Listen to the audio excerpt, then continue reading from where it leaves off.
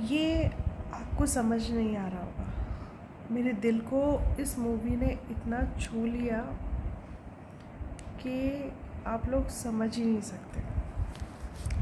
ये एक मूवी है, नेटफ्लिक्स पे देखी है मैंने जस्ट अभी। Mrs Chatterjee versus Norway. Norway एक जगह है, तो वहाँ पे वो अपने बच्चे और पति के साथ रहती है। तो वहाँ की जो पुलिस है थोड़ा मतलब उसका मेंटली स्टेटस देख के, और उसकी जो हमारी इंडियन मदर्स होती है ना, जैसे हम होते हैं, हम अपने बच्चों को हाथ से खाना खिला देते हैं, तो उस पे क्या है, उनके बच्चों को ले जाती है। तो लास्ट तक वो बंदी अपने बच्चों के लिए लड़ती है। तो मुझे इतनी अच्छी स्टोरी लगी और कहीं ना कहीं से मेरे जीवन की कहानी से भी रिलेटेड लगी। इसमें ना एक माँ के इमोशंस को दिखाया जा रहा है। माँ के इमोशंस इन द सेंस जैसे मेरे इमोशंस हैं मेरे बच्चे के लिए। अभी कोको सो रही है, मैं हमेशा इसको इस हाथ पे सुला के रखती हूँ। मेरे इमोशंस मेरे बच्चे के लिए हैं। मैं अपने बच्चे के साथ साथ अपने पति को भी चाहती हूँ, क्योंकि मेन जो हमारा प्रोटेक्शन करेगा मेरा हस्बैंड ही करेगा, कोई और नहीं करेगा। बहुत सारे लोगों को यहाँ मेरी बातें समझ में नहीं आ रही। बहुत सारे लोग मेरे अगेंस्ट भी हैं। जो अगेंस्ट भी है वो सही भी बात कर रहे हैं, कहीं ना कहीं उनकी बात में एक सही बात भी है, ऐसा नहीं बोलूँगी कि नहीं है। तो मुझे आज पता नहीं दिल को छू लिया इस कहानी ने कि वो अपने बच्चों के लिए कितना झगड़ती है सबसे, उसका मेंटली स्टेटस कितना ख़राब हो जाता है। वो बंदी कभी भी किसी को गाली देने लगती है, कभी भी किसी के साथ मार पिटाई करने लगती है। एक्चुअली ये फॉरेन कंट्रीज़ में अलाउड नहीं है। वहाँ के रूल्स रेगुलेशन हमारे देश के रूल्स रेगुलेशन से अलग होते हैं। तो मुझे इससे यही सीख मिली कि अपने बच्चे और अपने पति के लिए चाहे पूरी दुनिया से लड़ना पड़े, लड़ जाना, हक कभी मत छोड़ना अपना। आप लोग भी देखिएगा मिसेस चटर्जी वर्सेस नॉर्वे। बहुत अच्छा स्टोरी है, इसमें कुछ सीखने लायक है जो मॉम्स को हमेशा इनकरेज करेगा। और रही बात मेरे बच्चे की, मेरे दुश्मनों में ने भी मान लिया कि ये बच्चा वास्तव में बहुत क्यूट है, बहुत प्यारा है। उनको मैं तहे दिल से थैंक यू कहना चाहूँगी कि उन्होंने ये बात मानी तो सही, क्योंकि मैं भी इसी बच्चे के लिए लड़ रही हूँ। मैं ये नहीं कह रही कि मेरी स्टोरी में मैं 100% करेक्ट हूँ, बट यार आप मेरी कंडीशन भी तो देखिए। मुझे प्रेग्नेंट करके छोड़ दिया जाता है, मुझे मालूम ही नहीं चल रहा कि मुझे क्यों छोड़ा गया। ऐसी लड़ाइयाँ आप लोग जो रिकॉर्डिंग सुना रहे हो ना यूट्यूब पे, मेरे हस्बैंड से कभी कांटेक्ट करना, उनके पास तो इससे भी गई गुजरी रिकॉर्डिंग्स हैं जहाँ पे सिर्फ और सिर्फ मेरी आवाज़ आती है, लड़ने की, झगड़ने की, गाली देने की। मेरे हस्बैंड की आवाज़ कहीं नहीं आएगी। और पता है, अगर मुझे अलाउ हुआ तो मैं अपनी कोर्ट की हियरिंग को यहाँ यूट्यूब पे ज़रूर डालूँगी, जिस दिन मेरा मतलब फाइनल वहाँ पे होगा। तो मेरे कोर्ट के जज का यही कहना था कि तू इतनी सारी रिकॉर्डिंग्स को लेके तो आया, पर यार तेरी आवाज़ कहीं नहीं आ रही। ऐसा कैसे हो सकता है? दो हस्बैंड वाइफ में मतलब वाइफ ही वाइफ गाली दिए जा रही है, हस्बैंड कहीं पे भी गाली नहीं दे रहा। वो उसको समझा रहा है, बेबी समझ जा, बेबी ये हो जा, बेबी। यार सिक्के के दो पहलू होते हैं, एक right and left, head and tail, है ना। कोई भी स्टोरी होती है इस तरीके की, जब किसी का घर टूटता है ना, तो ऐसा नहीं है वो एक तरफ से टूटता है, वो दोनों तरफ की ही गलती होती है तब टूटता है। मुझे पता है मेरी क्या गलती है, मैं उसे सुधारूँ तो तब सुधारूँ जब कोई मुझे मौका दे। मेरे बच्चे को अभागा, ठीक है, मैं इस चीज़ को ज़रूर लेके आऊँगी और विथ प्रूफ दिखाऊँगी आप लोगों को, है ना। बढ़िया है, आप लोग मुझे प्रूफ इकट्ठा करना सिखा रहे हैं। मैं ज़रूर दिखाऊंगी इस चीज़ को कि मेरा बच्चा किस किस चीज़ को सरवाइव कर रहा है। उसके दादा दादी, अब यार इतना मासूम बच्चा है जो कि मुंह लटकाए खड़ा रहता है दरवाजे पे, तो 2 बार उसे इग्नोर करेंगे तो तीसरी बार उसे गले से भी लगाएगा, कोई दुश्मन भी लगाएगा। वो तो उसके खुद के सगे दादा दादी है। मेरी स्टोरी को, मुझे आप लोगों की सपोर्ट की ज़रूरत है, मेंटली सपोर्ट की, क्योंकि ये चीज़ है ना बहुत मुझे हार्म कर रही है ना। तो मुझे और किसी की ज़रूरत नहीं है। मेरे चैनल यार मोनेटाइज तक नहीं है। मैं तुम लोगों की कंपटीशन से तो बहुत दूर हूँ। जिस दिन मुझे करना होगा चैनल मोनेटाइज, जिस दिन मैं इससे कुछ भी कमाऊँगी, कुछ भी कहूँगी, तो मैं आपको दिखाऊँगी ज़रूर। अभी मुझे एक मेंटली पीस की ज़रूरत है। मैं यहाँ सिर्फ अपनी बच्ची की मासूमियत को, अपने पति को, इस सोसाइटी को दिखाने आई।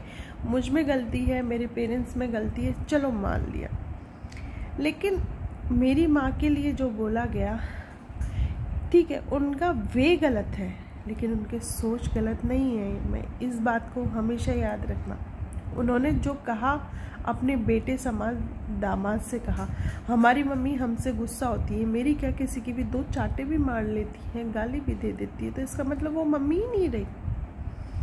मेरी सासू माँ है, मुझसे बहुत कुछ कह देती है, आजकल बहुत कुछ झगड़ा कर लेती है, पर मैं हर बात को नहीं, मतलब नहीं, मम्मी है, कह दिया तो कह दिया, कोई बात नहीं। बर्दाश्त करना होता है रिश्तों में, ये चीज़ को मैं भी बखूबी जानती हूँ। मैं इंसान हूँ और एक पढ़ी लिखी इंसान हूँ, कोई गधा या पागल नहीं हूँ। और रहे बारी छोटे छोटे यूट्यूबर्स, ये आप लोग बिना बात में यार कंट्रोवर्सी करें। इस कंट्रोवर्सी से कोई फ़ायदा नहीं है, कुछ भी फ़ायदा नहीं है। सच मानिए, यकीन मान लीजिए, अपना कंटेंट बनाए, अपनी स्टोरी लेके आए, कि जो प्रॉब्लम मेरे साथ हो रही है ना, मुझसे भी बड़ी बड़ी प्रॉब्लम और लोगों के साथ भी हो रही है। तो मैं यहाँ सिर्फ़ और सिर्फ यही कहना चाहूँगी कि यार मेरे अंदर भी एक दिल है, मेरा छोटा सा मासूम सा बच्चा है।